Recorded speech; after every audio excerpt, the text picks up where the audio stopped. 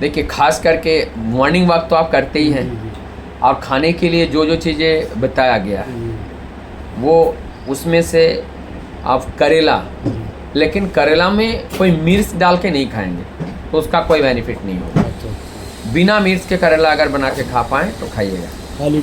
हाँ खाली पेट। और जो मैंने एक फार्मूला बताया, ये करेला को दोनों पैर के नीचे कुचलना है, उसके ऊपर पैर को रगड़ना है, बार बार रगड़ना है, तो ये कम हो गया। मॉर्निंग वॉक करना और ये चीज़ें करना, और आहार में लाइट डाइट एकदम हल्का, उसमें लौकी है, तरोई है, पपीता है, कच्चा केला है, टेंडा है, परमल है। कच्चा केला खा सकते हैं? कच्चे केले की सब्जी खा सकते हैं। सब्जी खा सकते हैं ना, पक्का केले तो खाएंगे ही नहीं, पक्का केले आपके लिए नुकसानदायक है, आप नहीं खाएंगे। कच्चे केले कभी कभार सब्जी बनाए खा सकते हैं। और आपको और एक चीज़ बताऊं, बहुत सारे जुगाड़ है।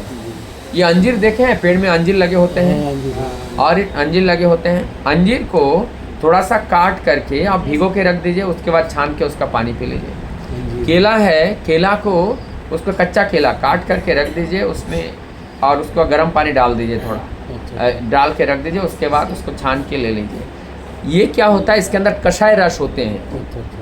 शुगर को कंट्रोल करने के लिए आयुर्वेद में दो रास्ता है, एक है तिक्त और एक है कषाय। तो तिक्त में जिसमें तिक्त मिले वो सब, और कषाय अमरूद का जो कल्ले होते हैं वो भी कषाय होता है, अनार का कल्ले होते हैं वो भी कषाय होते हैं, सदाबहार का पत्ता होता है वो भी कषाय होता है। उसके बाद नीम, और नीम तो कड़वा है ही है, वो तिक्त है, कड़वा है।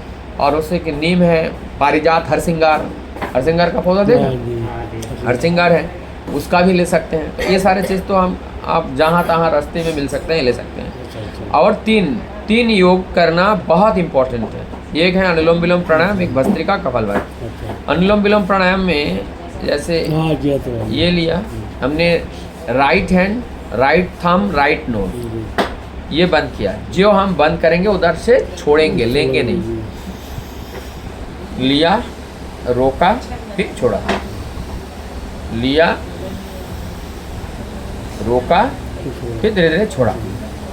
लेने में जितना टाइम लगाएंगे, छोड़ने में उसका दुगुना टाइम लगाएंगे, और दुगुना टाइम रोकने में लगाएंगे। हमने लिया, 5 सेकंड में समझिए तो 10 सेकंड रोक के रखेंगे, फिर 10 सेकंड में धीरे धीरे छोड़ेंगे। लिया, रोका। शर्त ये है कि हमारा रीढ़ की हड्डी भी सीधी रहे और शुकासन में बैठ करके। तो राइट हैंड वाला हो गया, उसके बाद लेफ्ट हैंड से कीजिए,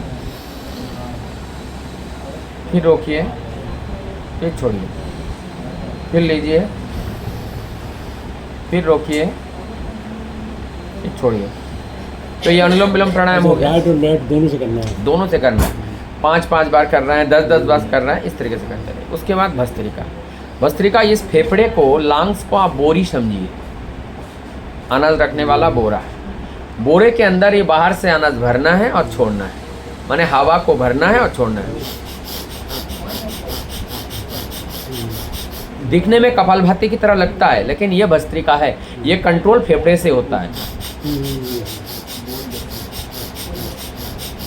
ये 5 मिनट 10 मिनट ये कीजिए। उसके बाद भस्त्रिका, गहरी सांस हम ले, फिर पेट को पीठ में मिलाए, पिचकाते हुए सारे लिए हुए वायु को बाहर करें।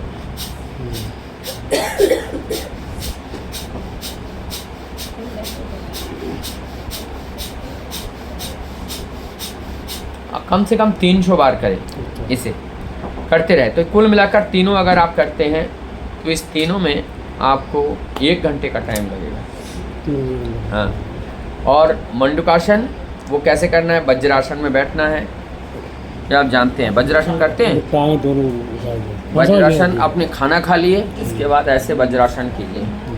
वज्रासन में इस तरीके से जरूर बैठे, और उसके बाद दोनों ये मुट्ठी को ऐसे करके सांस को मूलबंद लगाइए, यानी कि सांस को बाहर निकाल दीजिए। हो गया?